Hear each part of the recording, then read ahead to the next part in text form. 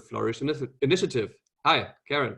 Hi, thank you, Anton. Hey, everybody. Welcome to this conversation, to this roundtable conversation. It feels very weird to be saying that when I'm looking at a screen and we're all in different parts of the world, but thank goodness for Zoom and that we can all be together in this way. So welcome.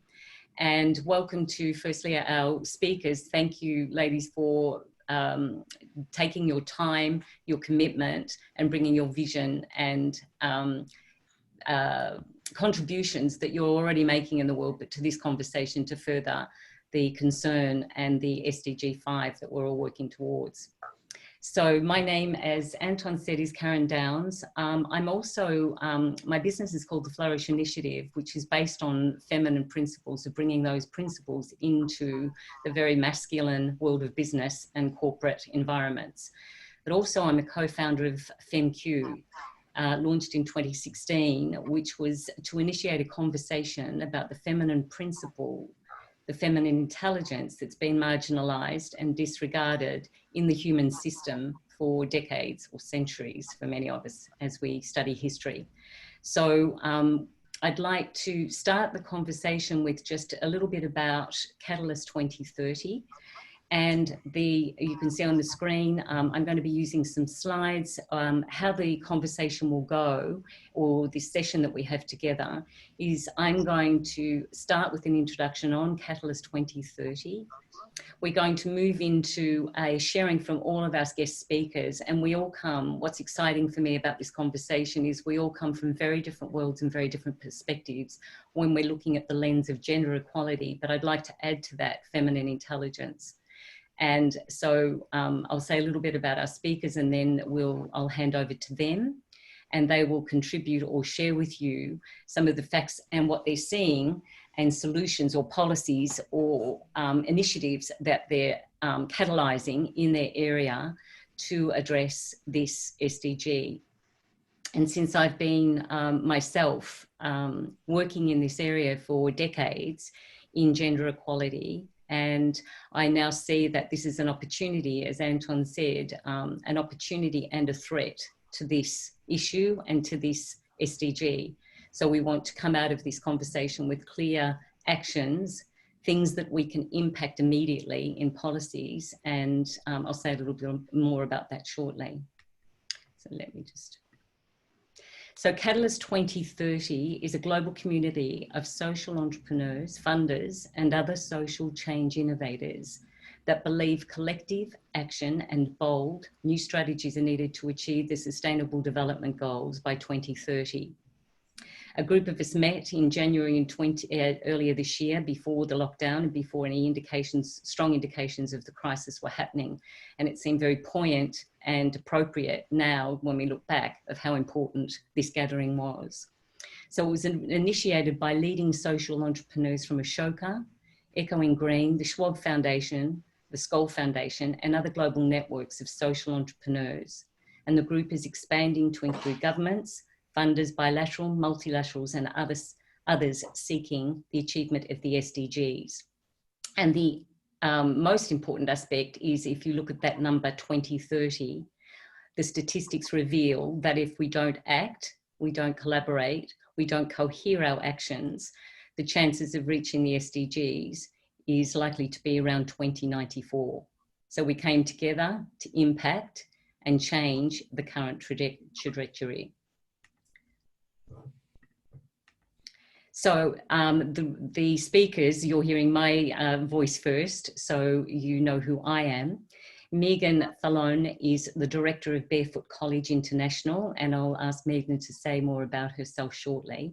Urvashi Sani is the founder and CEO of Study Hall Educational Foundation. Catherine Lucy, founder and CEO of Solar Sisters. Sister Gayatri Narain from the Brahma Kumaris. Gayatri, sorry, we didn't get to connect before everyone joined the call, so welcome and thanks for being here. And Shelley Zealous, the founder and CEO of the Female Quotient. So as you can see, it's a collection of very different perspectives, as I've said, and we're all located in very different geographies. And that's what's exciting about the conversation, to be able to collaborate in this way. And all of you on the call that are committed to altering, changing, shifting, or in action with your initiatives to make the biggest difference. To address, as Anton said, the context for this conversation is as women and girls are being more directly impacted by isolation in the convergence of the personal and public spaces under pressure, the load is falling more upon women to deal with the impact of the crisis. We see this in domestic situations where domestic violence is on the increase, child abuse is on the increase. We're seeing it in all sectors of society where women were carers and leaders in their professional lives. We're now seeing this is being impacted, as we say, in the convergence of the personal and public spaces. At the same time, what we are also seeing is that women are leading and embodying the qualities needed for a deep transformation in this issue of gender inequality. We see examples such as Jacinda Ardern. We see these examples of Angela Merkel leading with compassion, with clarity, with focus and transparency. So what do we know? What can we do to move the SDG from a concern and injustice to honouring and dignifying women and the feminine principle during the crisis and beyond? And that's why we're here. So the session outcomes we'd like to leave today, and everyone on the call will be asked to, as we do breakout rooms, we ask you to engage in this conversation and really come back to the session when we finish the breakout rooms on the hour. We come back to the session and start to share in the chat box exactly what we can do immediately and beyond. So we want to come out with proven solutions, which is scalable locally, nationally, and on the issue of gender. Sorry, I'm just going to go. Whoops. Easily replicable, so they can be shared with governments and change makers and funders, and policy recommendations which can expedite social change, especially in the post-COVID recovery period. So I'd like to pause there for a second because I'm sure everyone knew what they were coming into in this session and the importance of it. But I want to pause there for a moment and just take a breath and let us really arrive into the conversation before I hand over to our speakers. And just if you could share in the chat box what you're feeling right now, what are you noticing in this crisis in your own personal lives, but also when you look into the wider world. I'd like you to just take a moment just to be able to connect and let us share the differences, the turbulence, the disruption, or the opportunity and possibilities that you see. So how are you feeling in relation to what's happening in the world and most importantly in your own lives right now? You can just share in the chat box.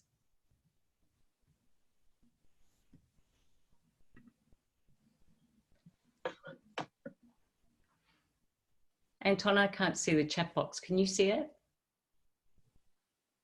Yes, you have to click on chat downstairs. Can you see it on the?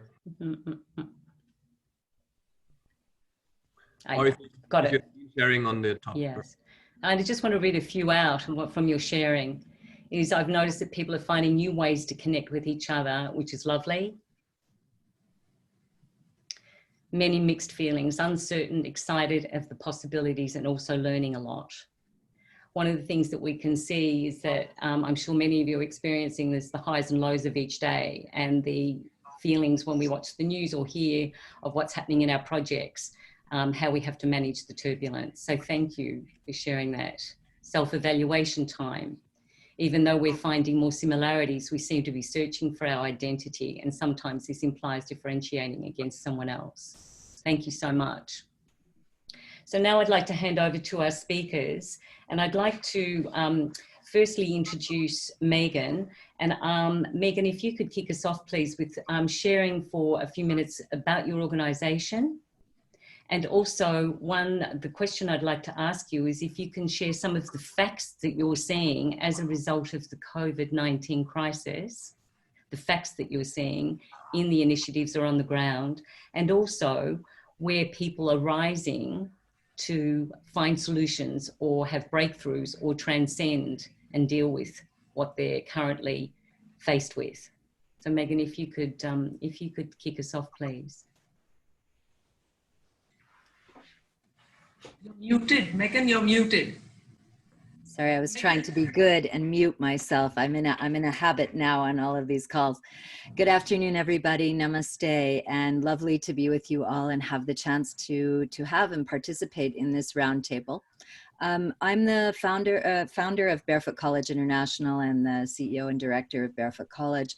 And Barefoot College is a hybrid social enterprise that has been working in the space of knowledge transfer and capacity building, rural development for rural poor women across the global South for the last 48 years, and very intensely in the last 11 years, when I really have made a commitment to a systems change approach on behalf of the organization. And what that really means has been us really looking at what are the systems that don't serve women in the developing world, whether those are financial, educational, or rights-based systems that are not clearly thought through and strategized to be able to allow women to reach their own aspirations. And so a lot of what I think about is institutions and how we can build institutions and help governments to join with private sector, with philanthropy, with other civil society networks, to be able to create institutions in countries that will really serve women, not just women like all of us on this call, but women who can't read and write, women who've never been in formal education. And so we started about 13 years ago to try some innovative ideas that were basically built on the following premise, that what women needed to level the gender playing field was to have competency, confidence, and self-belief. And that led to them having agency, and they would then use that agency to be able to champion not only their own ideas and aspirations, but also to play a much more engaged role in their communities. And we really found that technology offered us an incredible opportunity to do that. If women could master, in fact, not even women who could read and write, could master pieces of technology, whether they were digital or other, that they immediately had a competency that brought them agency at very, very basic community level. And so that's sort of the premise for everything we do at Barefoot, is how can we use the capacity building that comes through the transfer of technology to really shift the gender equation at community level. And this concept has resonated pretty strongly, both with communities, with our network of partners, of whom we're very blessed, Solar Sisters is one, but also with governments. And so we've been able to change policy around women and girls and the way that they learn and the way they have access to entrepreneurial capacity building and technical capacity building through government and with government in 11 countries. So one of the crazy things we do is that we train women to be solar engineers who fabricate, install, maintain, and repair solar home lighting systems. But we also train them to do things like develop their own agribusinesses, to be able to develop second and third incomes so that they are not dependent on just one flow of money. We look at ways that they can use and share and participate in the development of digital content so that they can learn from each other and share what they know, so that we can stop the idea that the only knowledge that's worth having is grounded in literacy. And so that has led us in this period to really have a pretty extraordinary set of observations. And I think just a few of them are that it's clear that women generally earn less. And so in this period where they're doing so much more care and support work, that they are indeed disproportionately hurt. In the developed world, the statistics are about 12% more women are unemployed in this moment than men. That's huge, especially given the disproportionate of single parent households, which are led by women, both in the developing and the developed world. I think the ability to develop secure income streams is one of the places that women suffer most, because there are still large levels of non-financial inclusion for our poorest women. We're seeing their ability to address their own wellness limited to the fact that they don't have accurate and timely information, and that in many cases they don't even have access to energy. So how can they have access to a mobile phone or even a radio?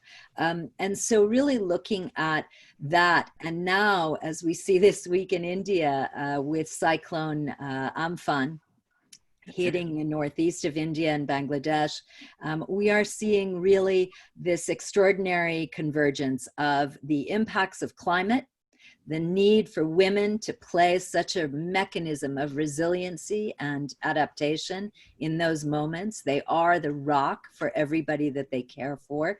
And then the effects of the COVID crisis, which are already there and underplaying that. We're seeing this same convergence in Africa with the locusts and some of the agricultural situations there. So at the same time in all of that, we are seeing the most incredible dynamism and heroic behavior from ordinary, extraordinary women all over the world, and especially in the developing world. And that, I think, is the mechanism that we have to build now on, the mechanism for policy, for programs and work with government that ensures that we are creating productivity and enabling that productivity for our poorest women as well as those in the developed world. Thank you, Megan. Really, we're going to have to wrap up, my love, because I have to get on to the other speakers. We're so tight on timing. Thank you. Okay. Thank you so much. Good to you. Urvashi, please. Hello, everyone. Thank you for joining. I'm Dr. Urvashi Sahni, and I'm the founder and CEO of Study Hall Educational Foundation in Lucknow, India. I've been working, actually I've been fighting gender inequality in India for now 37 years, which is more than half my life. And I began with, starting a women's organization in UP, which was the first of its kind. And then very soon moved to education as the pathway to help bring about gender equality. And for the last 34 years at Study Hall Education Foundation, where we have a network of schools in rural areas, in urban areas, with children from very poor slums and going all the way up to college, recently founded. We serve directly about 7,000 plus children, and indirectly through our digital program over 100,000. Mainly in the state of UP, but we've been working in Rajasthan and now in Jharkhand as well. Over the last 34 years, we've built several curricula and pedagogies, and we use the critical feminist pedagogy. And we work with girls and boys both. Because the fact is that in India, gender inequality has lethal consequences for girls and women. I just looked up the statistics today, the recent one, and in 2017, the National Crime Bureau tells us that every 15 minutes, there is one rape reported. 15 minutes, mind you. Okay. And that's the reported one. We don't know about the unreported one. 550,000 girls killed out of sex-selective abortions. Yeah. So, and 1 in 3 women worldwide has faced some sort of physical or sexual violence.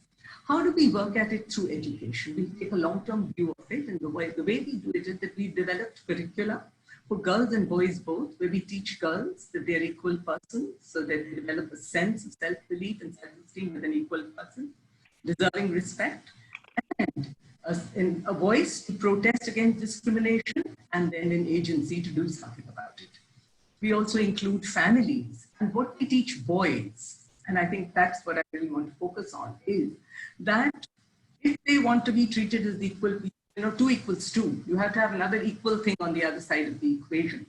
So teach them that patriarchy is not their fault, but it does give them extra power and privilege, and it's very, very cruel and lethal to their sisters, their mothers, all the women that they love. So build a sense of empathy with them and take them on as allies and partners. We use a community-based approach. And during COVID times, we faced the digital divide, and we found that again, girls were, and the gender divide embedded in it. And so but what we turned it into an opportunity was that we were able to make allies of fathers and brothers in this process. So what my shovel-ready replicable solution is to this is, and that's what we've been doing over time, is that gender education should really become a compulsory part of the official curriculum. And what I'm delighted to report is, after years of advocating, NCERT has finally realized that it should be, they're revising the curriculum. NCERT is our National Council of Educational Research and Training, and gender education, they say, should be a part of it. And I think many of us have created very innovative curricula for girls and boys both, and teacher training modules. And we should be getting together and advising the government and turning this into a really robust curriculum that can be used nationwide. The second thing that I want to recommend is that it's very, very important that, you know, the feminist movement has been around for over a century and more. And look at the statistics. These are very recent statistics, 21st century statistics. Okay. I think we need to engage boys and men in the conversation, involve them fully in this. We run an India's Daughters campaign every year. Last year, we reached 1.1 million people. And this year, we've made it this is going to be our thrust. Boys and men, lead the campaign to make India safe for her daughters. What will you do? How will you engage? What can you do? And I think it's very, very important to engage men and boys at every level, right? From parliament to the judiciary, to the police, to families, to community workers. You need to engage boys and men and get them squarely on board and present gender inequality as a human rights issue. And it really is. It impacts a huge population. The death rates are terrible. Look, I mean, we're all jumping up and down about COVID crisis, you know, because so many people are dying. Heck, women have been dying in much larger numbers for several years and continue to die. And why it doesn't? And terrorism excites us a whole lot.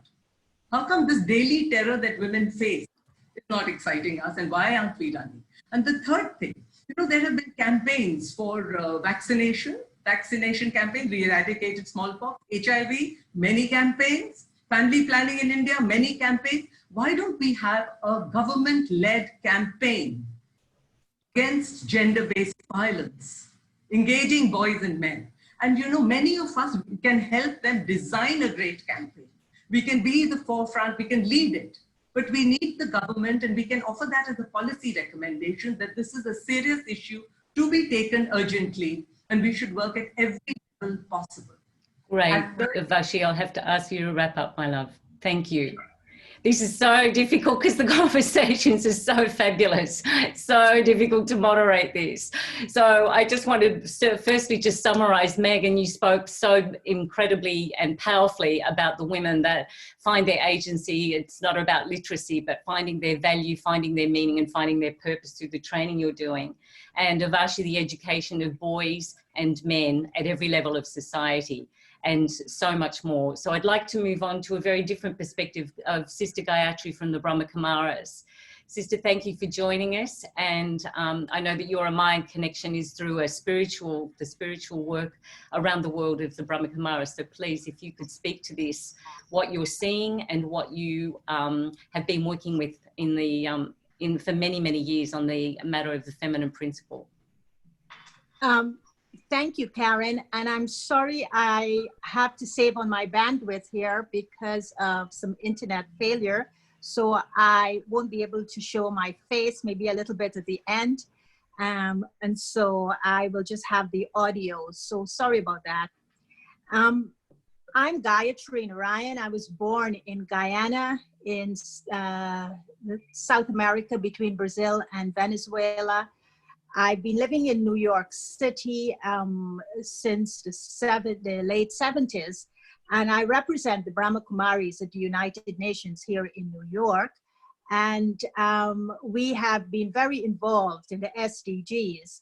And what I want to do is to present it more from the perspective of women in relation to not just the SDGs as goals and targets, but actually fundamental to the actual agenda. One of the the tenets of the agenda in its entirety is transformation. And I think that if women are not just goal 5, but they have to be brought in the actual roots of that tree of the SDGs, then it won't work. So my presentation is actually addressing this and what is needed. And actually, I teamed up with Pregs Govinda. I don't know if any of you know of her, from South Africa, who's really a women's rights person from the Mandela days. And she's been doing some work with us on this. And so some of what I am going to talk about represent that. And I hope I can do it in 3 minutes. And I see that this is the time, 2020 is a time to see that those whose love, care, creativity, courage, and wisdom have kept us alive from the womb to the old age have most often been our mothers, our grandmothers, our daughters, our sisters, ourselves. So when we say that the women have got to be the rock, I think we are facing a situation in which we are looking at women as a rock that feels no pain and is an island that never cries. And that's no longer the truth. We have worn them out and worn them down. So how do we rekindle this innate strength and power that women have? And I think it's the time for us to look at the feminine principles, but also the powers. Gaia is a feminine power, and that's related to Mother Earth. Shakti is a feminine power, and it's related to the spirit, the spiritual. So how can we bring them together as a novel way to flourish with a new kind of leadership? For this, I think what is required from us, especially in these days of COVID, is a courage, because most of what's happening, the policies, etc., are being looked at by our menfolk, but the actual caring and the courage to face many of the things that are happening to the community and to the society and to the nation and to the family and to the self are women. So we need a kind of courage, a courage that is life affirming, that nurtures and sustains life. And we also need to have the courage that goes beyond the courage of advocacy and the courage of showing a power and the courage of an upfront confrontation. I think this, to level the playing field, I think we have to come up with a strength that surpasses those kinds of power and that really generates a quality of life. I think the epitome of a woman is her love, is her heart. And at this time of illness and death, it is calling for us to be insubordinate to an unjust system that creates inequality and poverty, and to free ourselves from all the injustices we have internalized. And the internalizing of the injustices has done much more harm to women than the actual physical manifestations of it, because what it has done is that it devalues the woman somehow. And so that is what we need to bring to the fore. What is this that will bring this out of us is a strength. And at this time of death and dying, we need to evoke a courage to care for ourselves, of course, self-compassion, because there will be a compassion fatigue, to care for ourselves, but also this caring from self-compassion to have that compassion for others. Because we know, at least in New York, at least here where it is the epicenter of COVID, many women are facing the fact that if she is not herself suffering from COVID, someone in her family just next to her is suffering from it. And so she knows somehow that someone will die somewhere, if not very near, it's going to be sooner or later. But then how does she have that courage, that love to serve, that will make her rise and infuse in her heart that beauty, reminding us that love is the quality of our being, and that this love can sometimes be the one feminine principle that could create a revolution. And finally, I'd like to talk about this intelligence of women. And we need to look and learn from so many who embody that intelligence, that we are calling now spiritual intelligence, but it's actually wisdom, that wisdom in their lives. And how did that wisdom play out in their relationship to others, including men, and also to the world and to the earth? There is the wisdom that in everyday beauty, in this fragile, complex system that we are grappling with, so full of contradiction, recognizing that there is a wisdom there that we have that could evoke a courage within us to not treat fear as an invisible and visible enemy, but actually to dance with that fear.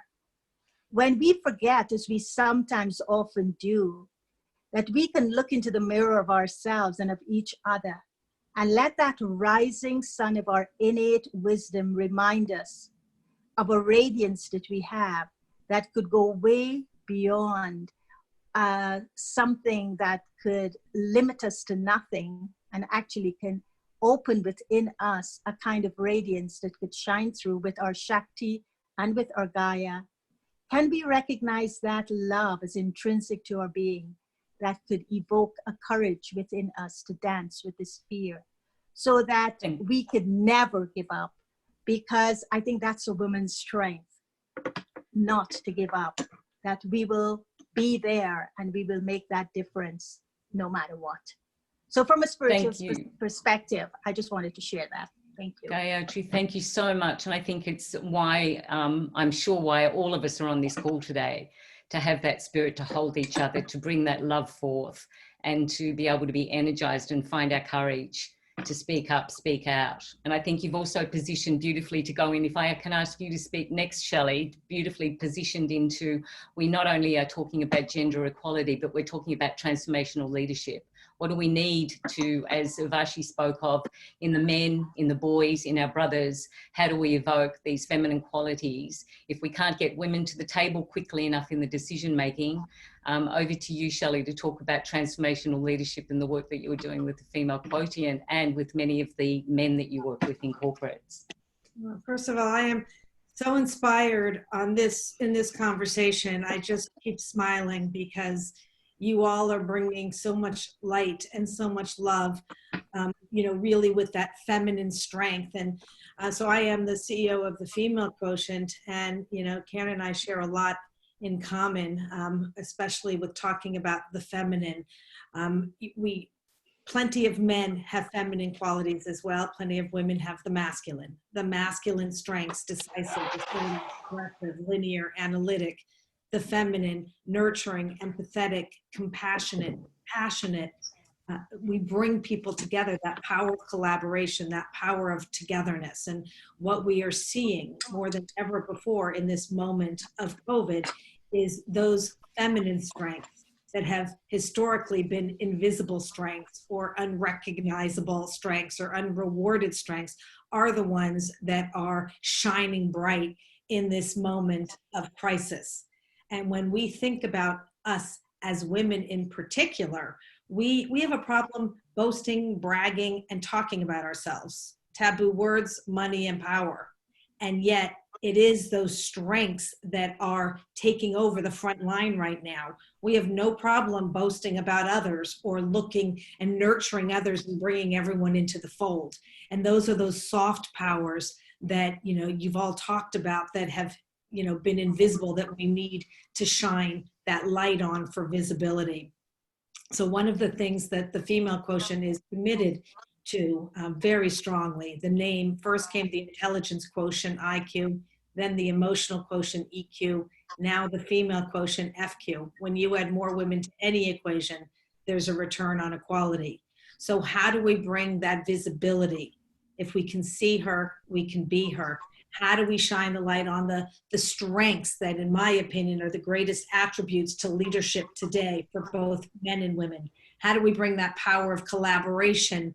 Gender equality, as you brought up, is not a female issue. It's a social and economic issue. How do we realize that love? I'm working on a campaign right now with Dr. Joseph Michael Levry, a global spiritual healer. He's the founder of NAM, that is launching a campaign this week for Mental Health Month, all about #LoveHeals. Love heals. And if we get out of our own way of looking at what we can't do, what is not, what legacy runs faster than reality. Let's just put it that way. We have a history of inequity. Well, let's close that door and open a new one. With every crisis comes opportunity if we have a conscious, intentional mindset of not just admiring our problems, but truly activating those solutions for change, which is not as complicated as we think it is. Why will it take 257 years to close the wage gap? If we realize consciously that there is a gap, we have two options: do something or don't do something. So if we really start working together, private, public sector, and within our countries, within Fortune 500 corporations, employing so many with the needs to employ many more, giving everyone education to be able to operate, we activate Advanced Women, Advance Equality through pop-up experiences, bringing collaboration together, sharing the good, bad, and the ugly. The reason we have gone backwards is because we've all been doing the same thing in silos. Can't we unite and work together? Unity is strength. The more we work together and share, we can stop going backwards. We can start taking those steps forward. We might not be able to fix it overnight, but we can certainly move forward with positivity and proactivity and hope. And so we bring everyone together to share stories, share case studies, what works, what doesn't work, all around closing the gaps, parity policy pipeline, but most importantly, creating that pathway for success. And we are educating the next generation all over the world to lead, to learn how to stand in their ambition, believe in themselves. You all talked about the importance of resilience and confidence and self-belief. If we don't believe in ourselves, if we all don't understand that we have a responsibility, but we also have the power within us to create the changes that we want to see and make that sticky so that we all realize how important this power of unity and collaboration will ultimately be our greatest strengths. And as women, as feminine, if we don't realize that the feminine strengths, those differences are actually our greatest powers as humans. And then what we do is we work within corporations to not just admire the fact that there's a gap, but to help create solutions for change. And everyone is starting at different starting points. So not assuming that it's a one-stop solution, but helping everyone drive change forward with no judgment, with no apology, but with absolute permission. Equality is a choice, unconscious bias is an excuse. We need to create conscious leadership that leads with empathy, resilience, and that inner self-belief that we all have the power to make a difference in this world. And sitting in this conversation with each and every one of you, this is where my hope comes from, because I know that we are absolutely better together, more connected than ever before. And it's all about not looking at the past and what is not possible, but looking at our future, creating a better future together. Thank you so much, Shelley. Fabulous. And really just presencing what we're talking about again is the gender equality, but also the transformational leadership. And as you've said, and we've all been pointing out, that starts with the inner work that we have to do, from the spiritual to the deeply personal when we go inward. And also some of the statistics that have been mentioned about the healing that's needed. We need to heal ourselves and the healing in the world. And often we're going out into the world as women to care for others. And in the collective trauma of women, we also need that healing to restore ourselves and bring our agency. So thank you. Catherine, thank you for your patience. Please join the conversation and share about Solar Sisters and the work and initiatives you're up to at the moment during the crisis. Thank you so much. This is an incredible conversation to be part of. Solar Sister is a network of women entrepreneurs who are across sub-Saharan Africa that bring clean energy to their communities. And so it's very much of a, we're a practical practitioner, on the ground network of women. Really, they're leaders in impacting their local communities. And through that leadership are really making transformational change in in their communities, not just in bringing light to their communities, but also in how communities think of women and women's roles and women's leadership. One of the things that I want to make sure that we address as we are bringing everyone together here, and I think this is incredible, bringing us, men and women into this conversation about women's equality, that we also remember that we don't want to leave anyone behind. And so the issue of women's equality goes across the entire globe, and it is really experienced by women in different ways. The women's equality issues that I might experience here, I'm based in Virginia, and how it plays out in our government or in our corporates or things like that, and the way that women's equality plays out in the rural communities in which we work in sub-Saharan Africa, have some overarching similarities, but also quite different at the very practical level. And so as we think about women's equality, we really want to think very broadly of how we can make sure that this movement and this movement forward includes everyone. One of the things that we've done specifically in this moment, and in every crisis there's an opportunity, but in this particular COVID crisis, we implemented a rapid response survey just to see how is this crisis affecting our entrepreneurs. We have over 5,000 entrepreneurs, and we wanted to hear, how is it affecting you personally and in your community? And we got incredible feedback very quickly, and we're able to see that the issues that are affecting the women in their communities are some of the same issues that we're dealing with here, but with a different nuance. But the top 3 issues where women were concerned about, all of the children are out of school. How do we handle childcare? I think this probably resonates with just about everybody. How do we handle childcare in this time when we are also so concerned about our income? We're concerned about feeding our families, and we're concerned about the future. And then the 4th in the level of concerns was we're concerned about our own health. And so, looking at the priorities that they put on their concerns, it was really family, livelihoods, and then their health. One of the very practical aspects of that was we learned that just asking the questions and listening to what the women had to say really influenced both our response to this moment of how we are supporting our entrepreneurs and their businesses. And we've passed along this information to other partners and governments, and helping to shape, hopefully, policy and response and programs that will affect local women entrepreneurs. They're currently not seeing any kind of support from coordinated efforts through governments or financial or anything like that. And so listening to them and understanding what their concerns are will help to inform that kind of support as it's deployed for them.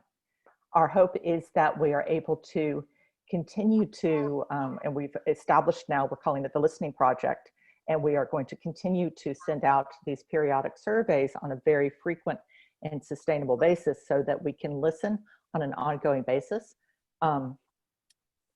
How this rolls out, how their lives are being changed, and what they're able to do in this time, so that we can also continue to inform our own practices and share that with others. So it brings me to the 3 points of really the Listening Project, is that it's very practical, it's based on collecting data, research, and stories, and that we use that then to inform, that it's a communication which is based in listening instead of a communication that's based in talking. Thank you, Catherine. Fabulous. Great work. And I just want to underscore what you've said before we move on into the breakout rooms, because I'm mindful of the time. And one of the things that you've initiated is a project based on what's occurring right now. And so the conversation is critical, because it seems that everybody is talking about the crisis as an opportunity, but not everybody's in that place. So we know when we have a crisis of health, my background is as a health practitioner way back when, and when we have a crisis of health, we all know that what's needed is it's either a transformation or it's a breakdown. So you either ignore the crisis and continue as you are, which is then has dire consequences, or you look at the way you've been living, you look at the systems you've been operating, the habits you've been perpetuating, and the belief systems that we have. So it is time for this deep listening of how do we get here from a perspective of our own internal agency, and what have we compromised, what have we appeased, and where do we need to stand tall. And a very simple example is if we all start listening and watching in our own communities, in our own environments. There was a piece of, an article written in The Guardian just recently about a topic called period poverty. And that was signified as women unable to buy, because of their financial circumstances, they were unable to buy sanitary napkins or any resources that they need to manage their menstrual cycle. So I think it's very important you've mentioned it, Avashi, because it's a topic we don't talk about, and yet it is the feminine.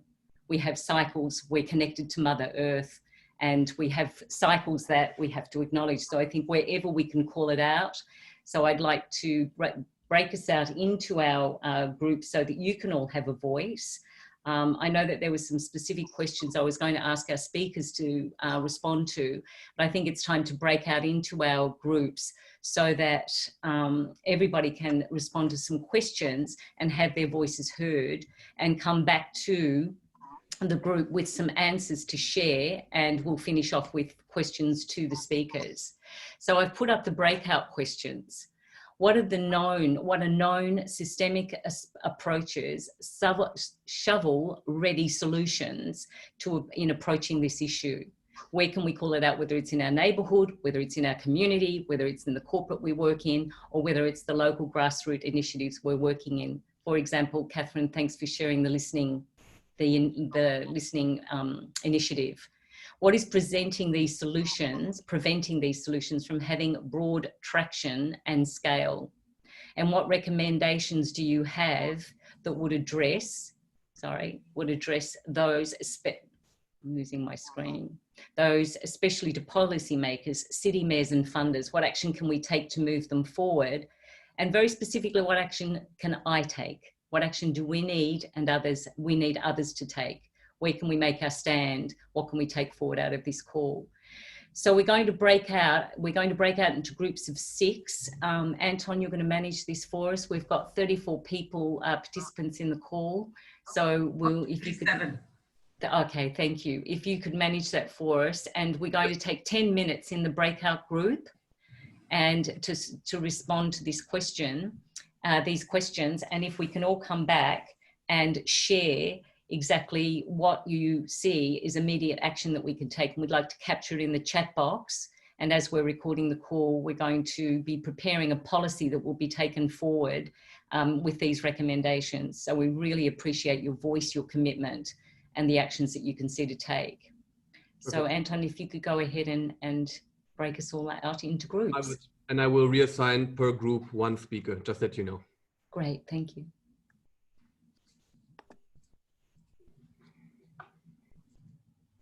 Okay.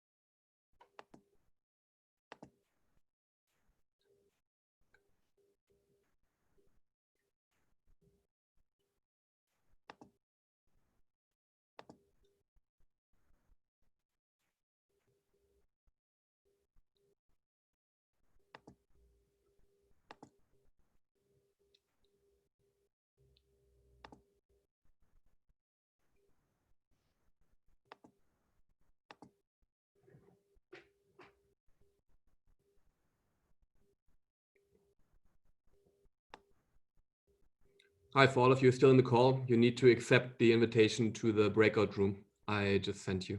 So you just need to click on the link and accept, and you will be automatically transferred to the breakout room.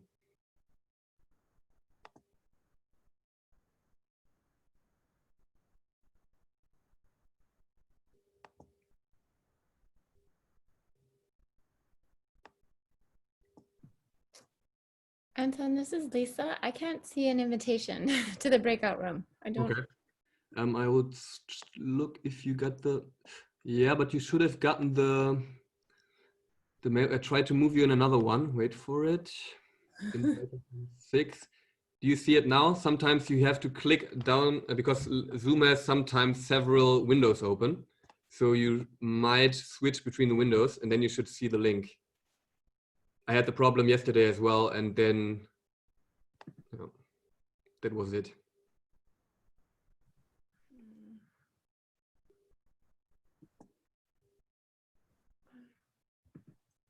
Is it working or no?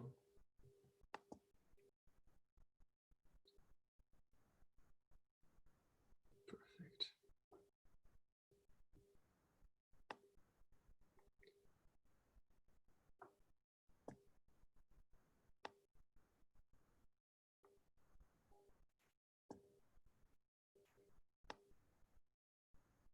The same goes for you. Yeah. I think you should just click on the link I sent you. Then you will be assigned to the room.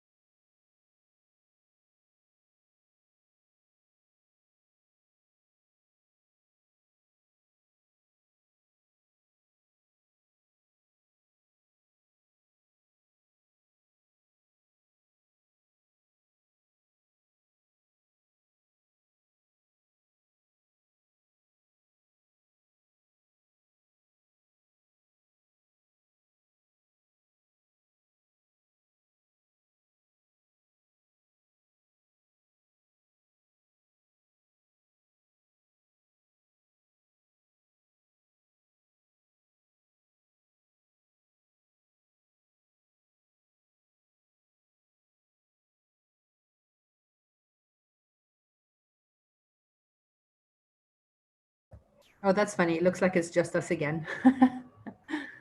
No, actually, only our group has came back to the main group. So I see.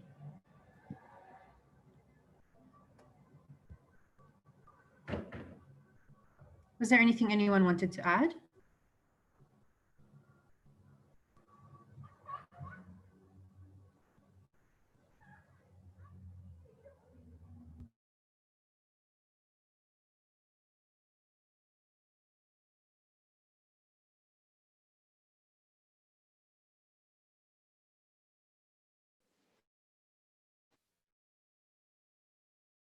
Recommendation, wanna go?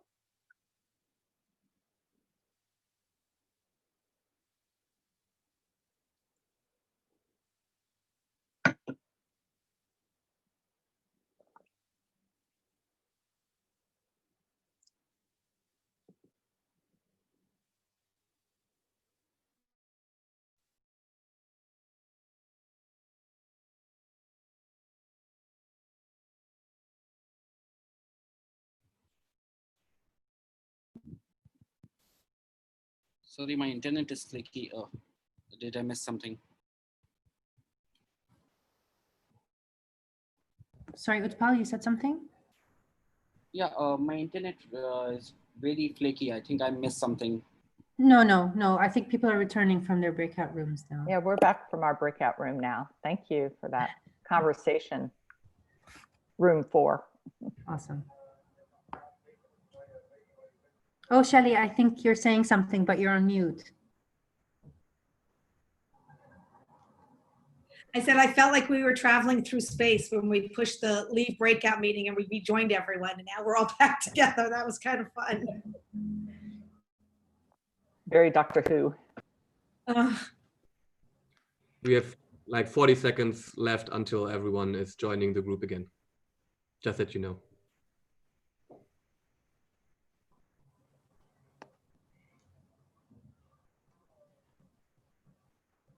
Karen, I think you're saying something. I don't know if you're saying it to the group. I unmuted you, Yeah, Karen. you're on.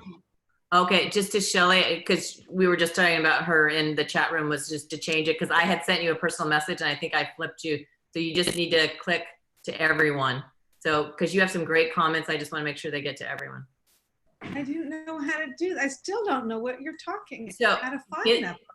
In the chat room, in the chat box, you'll find your name, and then just to the right of it is down arrow. Just switch it to everyone instead of right now it's coming privately to me only when you send a message.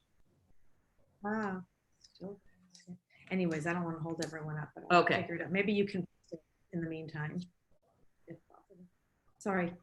Gayatri had to leave, so just so you know that we are down one speaker. Okay. I don't think we're all back. Hi, Manisha.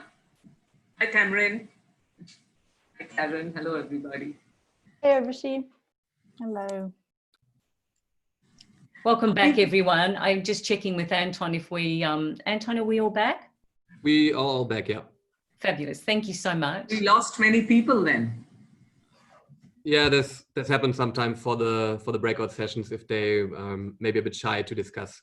So don't worry. Okay. That's what happens with space travel. And it's very relevant, I think, when people drop out. I was just saying to in my breakout room, who would like to share? And I went, this is the moment. This is our leadership. So we have to find our voice. Great. So what I'd like to do is ask Shelley, if you could please, who's your nominated speaker? Did you nominate someone, or you're going to speak on behalf of your group? Catherine was going to, Karen was going to do it, I think. Great. Karen, if you could take 3 minutes and just share the highlights of what you discussed and what you see as immediate action.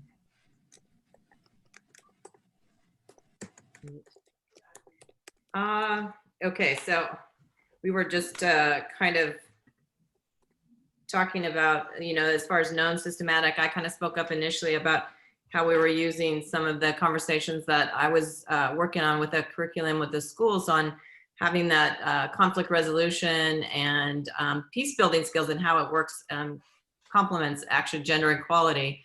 And we ended up saying the words that we use are so important as far as empathetic words that it's not necessarily feminine or masculine, but how we're transforming leadership through the words that we use. And being self-aware was super important as far as we begin to communicate, that we first have that self-awareness and then go into our community awareness. I don't know if that was everything that we had on that, but that COVID is allowing and providing the opportunity for us to have new conversations, and that we are having to take care of ourselves first and then for others. But those are some, let's see. And imagining things in new ways, and that we thought it was really important that we're having this experience, and that this experience is causing the breakthrough, and that through that breakthrough, we can have the new dialogue, and that we have to be careful that, you know, that we don't, when we do go back to work and, you know, to the normal, quote, normal, or back to everyday, you know, that it's like we get caught into creatures of habit, and that, you know, it's nostalgic that you'll go back to the safety mode. So this is our concern, is that we have to really not fall back into that comfort zone, that to continue these new conversations, and that gender and, you know, and age and fresh perspective is important. And so we wanted to hear from the youth, you know, to really complement with experience and to work together, and that we can't rush this, that we do have to be careful and sensitive to the conversations, that just because we're so on board and we want to go, that we still have to be sensitive to the timing of how we actually bring that to light. Right. Anybody else want to jump in? No, I think that's great, Karen. Thank you so much. It's really highlighting the importance of how we are with ourselves, what we express in the world, because many people know that you can't fight for peace. You have to be peace to enable peace in the world, as your project is.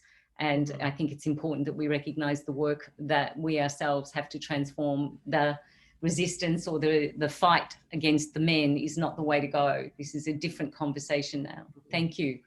Alina, if you'd like to speak on behalf of our group. Yes. Hi, everyone. My name is Alini. I'm in London right now. And there were 3 of us in the group. And I would just start by sharing some highlights of what we discussed. I think as Karen just mentioned in her group as well, we spent a bit of time talking about language and how important it is to be mindful of how we are communicating and inviting people to the conversation, right? No wonder, I mean, it's a big challenge for all of us, apparently, to have more men participating in this conversation and helping find solutions for the problems. So there was examples about, you know, maybe talking about human qualities in general instead of just pointing out the difference between men and women. Yeah, just as a reflection point, the importance of shifting language. We also mentioned that we believe, you know, it was someone brought this up at the beginning of the conversation, that gender education as a very, very efficient tool to have an impact, right? I do believe that if we can do anything that impacts kids and change the way that they see the world, you know, that's something that we know will have a lasting impact. Also more female role models in politics. I mentioned the New Zealand Prime Minister as someone who's grabbing a lot of attention for being such a great example, and we need more of that, right? So we can also the kids can look up to that and see the capacity, but also all the qualities involved in that, and have a representation more than anything in the important conversations. I also brought a organization that I'm part of. It's actually a collective. We're just creating what we call the Global Reset.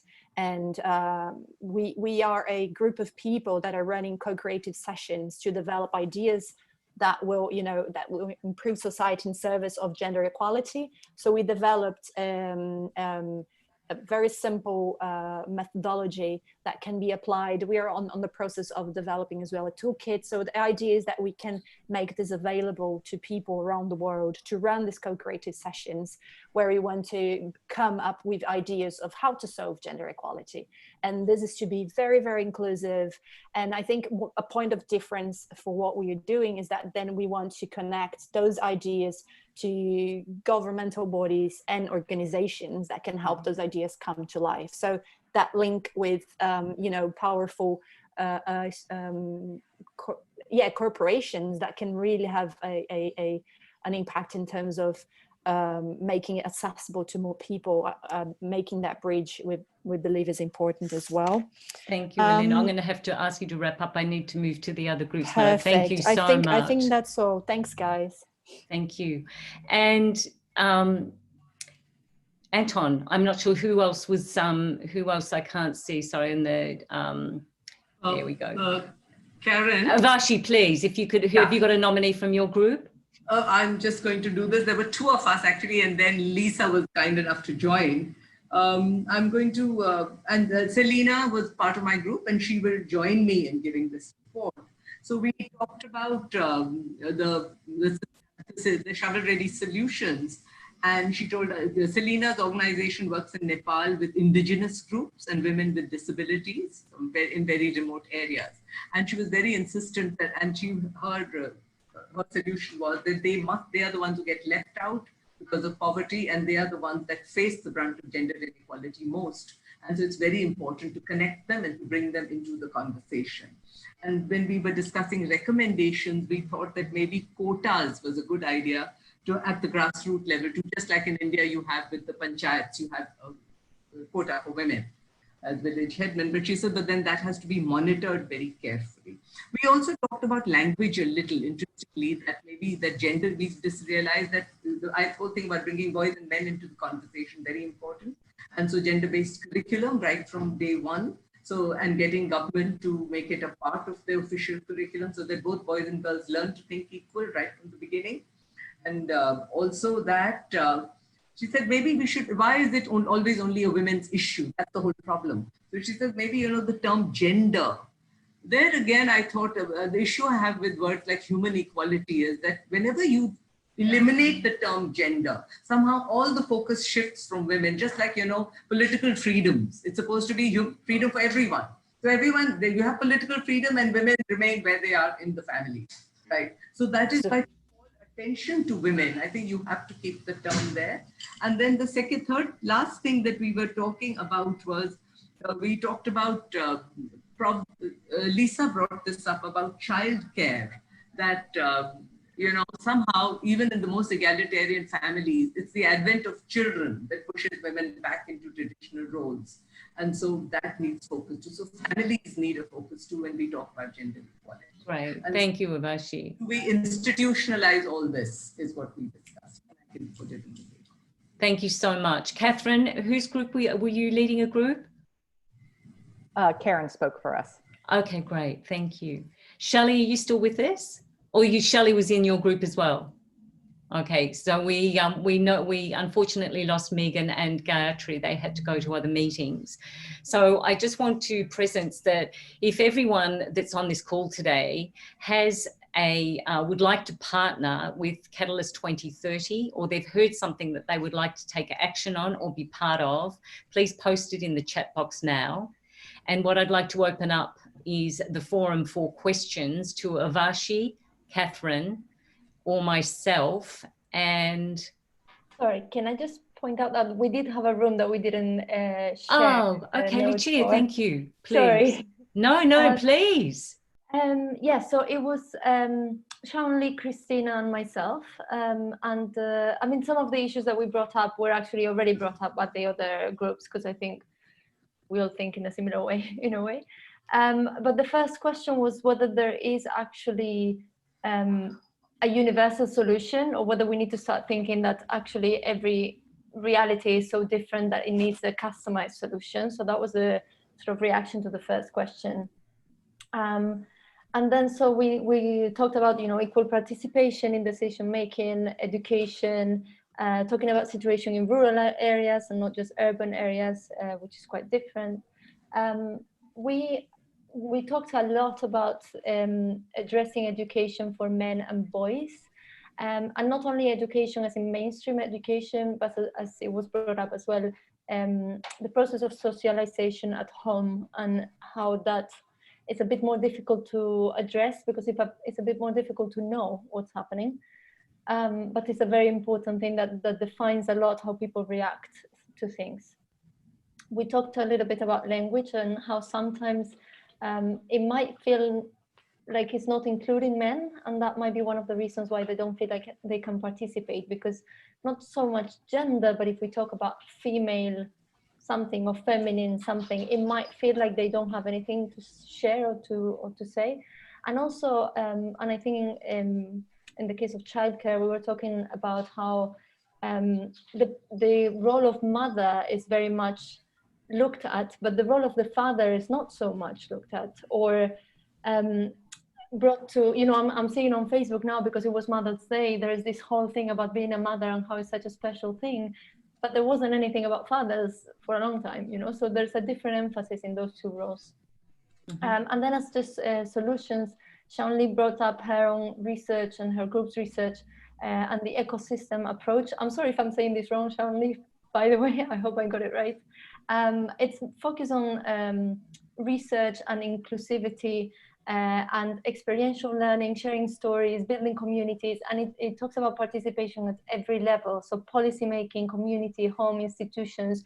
So it's an all-round approach that is needed to solve issues of gender equality. Thank you so much, Lucia. So I'd like to also say... Group 5 also didn't get an opportunity. Oh, Tamron, I'm so sorry. Thank you. No worries. I'll run through this very quickly because I know you're pressed for time, but our group discussed some of the aspects that have already been mentioned. In particular, we thought it would be important to address the cognitive bias and what purpose they serve that are perpetuating these kind of roadblocks, in particular for men and leaders.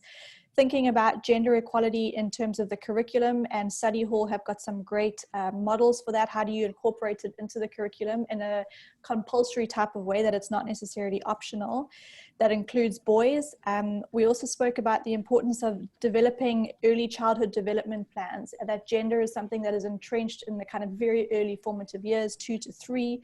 And how do we start to then pull parents into thinking about gender equality in terms of the maternal programs that countries offer, the prenatal programs, and different policies that countries offer that includes fathers. And I think that this touches in with what Karen spoke about earlier. How do you get fathers to understand the intrinsic value of the girl child right from the moment that she's born? So yeah, we had kind of an early childhood development focus and the importance of that because it runs all the way through the lifespan. Thank you so much, and thanks for speaking up. One of the things that is often said in this concern is when we talk about cognitive bias, I also think there's something called willful blindness. And that's a bold statement to make. Willfully being blind is an important thing that I don't think many people speak about.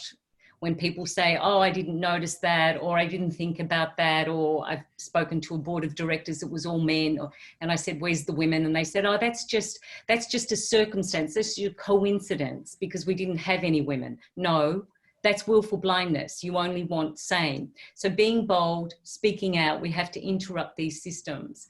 And so I did presence in my group also. I had a meeting last year with a group of men. I ran a workshop and I said, I want to speak about feminine intelligence, but I only want men to come. And I asked all the men, what is it that triggers you when I talk about feminine intelligence? Because I said, I'm an energy and I'm an energy worker and I'm a healer. I can feel it. I can feel that you're triggered. What is the emotional state you have when we start this conversation? And all of them were triggered. One said he had a feminist mother, another one said he was scared of being emasculated, and so on and so forth. We went around the group. And I think it's very important that we understand it's deeply embedded in the conditioning of the nervous system, this bias, and it's also a willful blindness when many men don't want to give the power up. But I think the opportunity is now, as Shelley spoke earlier and Avashi spoke, we've all spoken about finding our courage, finding our voice, listening, as Catherine spoke about, not just speaking, but listening to their concerns, healing relationships. It's going to take all of us, and it's a big conversation. So I want to ask everyone as we leave, I'm going to share the screen again and put up on the screen our final, oh, here we are, sorry.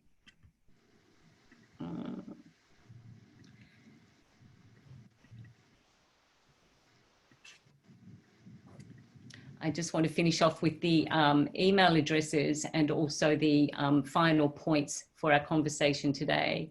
So we've addressed the breakout questions. We've spoken about the contact with Catalyst 2030 if you want to join as a member.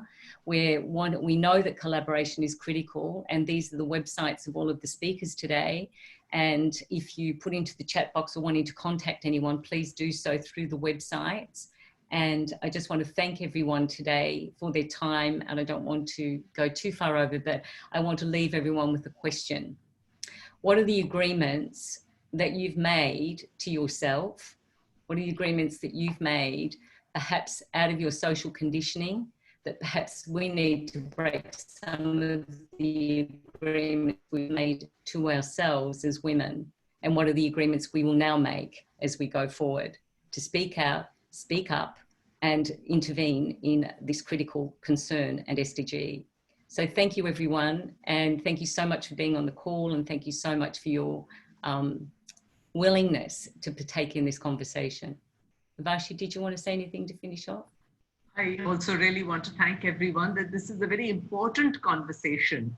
And I just wanted to repeat one more time that, you know, there are so many crises and everyone gets very excited about terrorism, seems to excite everyone. And gender equality impacts half the world and more.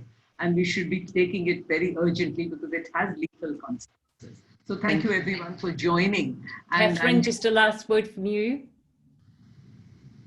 I just want to express so much appreciation for everyone who participated today, and it was really encouraging in this time to see the passion and the interest in this topic. Thank you so much for joining. Yeah, thank you. Thank you, everyone. Yeah, also from my side, thank you everyone for all the speakers and also for the moderation. I just wanted to ask you before we all leave, do you have formed core groups already, or do you do this afterwards via mail? Karen. What was the question, Anton? We didn't get that. I've already formed the core groups or the core team that will put on the 2-pager for the upcoming discussion, because yeah, on 17th or 18th June, we want to discuss further and what we can bring to the table for the United Nations symposium. Great. And would you like that in the chat box, Anton? We can also discuss it afterwards via mail, because I see would be great. Already left. So maybe we have the document, the shared document via Drive, then we can collect the information from there and put it in one document, and just, yeah, that would be good. So if everybody will just send Karen a short paragraph or more on what happened in their groups, then we can put it together. And Karen, I can work with you on that. Great. Okay. So I'm just going to put my, can you put my email address, Anton, into the chat box? I'm just trying to get out of private. Yeah. Oh, I got it. Sorry. I'm just going to put my email address in here so people can send it to me. We will also reach out to you again, Karen, then you can share it as well with from the Catalyst team. So, right. So I understand that Vashi and Karen, you'll take the lead on sort of compiling and working towards like a 2-pager. If I'm not mistaken, Megan is also interested. Yes, definitely. And Catherine, you also? Yeah, great.